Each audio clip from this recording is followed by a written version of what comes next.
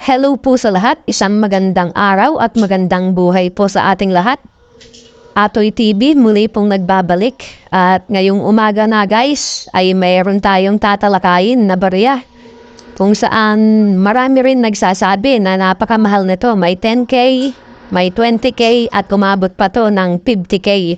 So ngayong umaga guys, sasabihin ko sa inyo at malalaman nyo ang totoong collector's value nito. At siguraduhin nyo lang po na tapusin nyo ang ating video para makuha nyo po yung buong detalye ng ating video. 10 piso po na commemorative coin na si Juan Luna. So ayan, napakaraming nagsasabi na mahal nito dito sa YouTube, lalong-lalo na sa Facebook. So alamin natin ngayon guys ang totoong collector's value. So bago yan guys, alamin po muna natin ang features ng bariyang ito. So ito po ay circulating commemorative coin. So ito po ay umiikot magpahanggang sa mayon dito sa ating sirkulasyon at nagagamit natin ito panbili sa mga tindahan. So ang year po nito ay 2016. Ang value ay 10 pesos. Ang currency ay piso. At ang composition po nito ay bimetallic. Aluminum bronze center. So ito po yon, bronze at copper nickel naman po yung pinaka-ring niya dito. Ayan, yung parang silver na to. At ang bigat po nito ay 8.7 grams. May diameter na 26.5 mm. At ang kapal po nito ay 2.2 mm. At ang kanyang shape, round. Ang technique na ginamit ay milled. Ang orientation ay medal alignment. Ang number niya N number 130125 at ang reference number ay KM number 295. So ayan po ang features ng bariyang ito. Tignan po natin kung ano yung makikita natin sa ubers ng bariyang ito. So ayan, makikita nyo si Juan Luna. At dito sa bandang gilid niya na to, ayan, nakalagay Republika ng Pilipinas. At dito naman ang kanyang denomination, 10 piso. At dito naman sa bandang ibaba ng kanyang litrato, ayan, yung kanyang signature. At dito naman sa bandang ibaba niyan, ang nakalagay General Antonio Luna. So ayan, at syempre itong mint mark. So ayan po yung makikita natin sa harapan ng bariyang ito. At dumako naman tayo dito sa reverse ng bariya. So ayan si General Luna na nakasakay sa kabayo. At nakalagay dito sa gilid, Dangal Tapang Dignidad.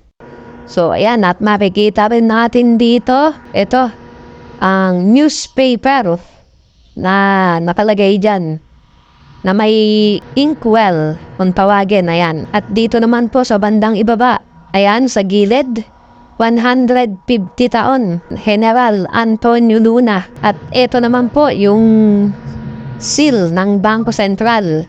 At sa bandang itaas niyan, ayan, 1866 to 2016. So ayan, 150 years. At dito naman sa bandang itaas, ayan guys, makikita nyo. Ang nakasulat dyan ay Bayani ng Digmaan laban sa Estados Unidos 1899. So ayan po ang makikita natin sa reverse nung bariyang ito. At bago tayo dumako sa totoong collector's value nung bariyang ito, baka hindi ka pa po nakasubscribe sa ating channel. So, pasuyo na po ng subscribe button dyan at yung notification bell, huwag nyo pong kakalimutan para updated po kayo sa mga tatalakayin pa nating barya. At kung may mga old coins po kayo at may mga barya na hindi nyo alam yung totoong collector's value, so message lang po dyan sa comment section natin guys at gagawan po natin ng video yan. Ito po ay request ng ating isang subscribers. So, ayan po siya. Kaya po natin tinalakay ang bariyang ito, si Kaiser Vlog 1-2. Ang sabi po niya ay magkano po ba yung 10 piso Juan Luna? Sana po ay matalakay nyo rin po. Salamat po. So yan po yung isa nating subscriber na nagre-request ng video na ito na talakayin natin. Kaya po ginawa natin ang video. So ayan, kung meron din po kayong gustong talakayin guys, so comment down below para gawan po natin ang video yan. At ngayon nga ay dumako na tayo sa totoong collector's value ng bariyang ito. So ito po ay year 2016 at may mintage po ito na 10 million. So napakarami nito guys, kaya masasabi nating hindi rare o hard to find itong bariya na to. At ito po ay may collector's value sa very good condition, 54 pesos. Sa extra fine condition, 90 pesos. Sa AU condition, 90 pesos. At sa uncirculated condition, 160 pesos. So, napakalaki na rin pala ng kanyang collector's value.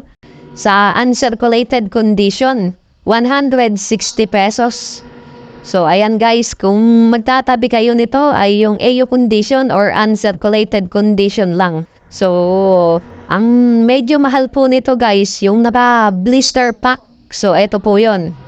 So, ayan po, medyo mahal na po ang collector's value ngayon yan. Naglalaro sa 150 to 200 pesos ang isa nung klase na ganyan na naka-blister pack. So, iyan po yung karaniwan na binibili ng mga coin collector.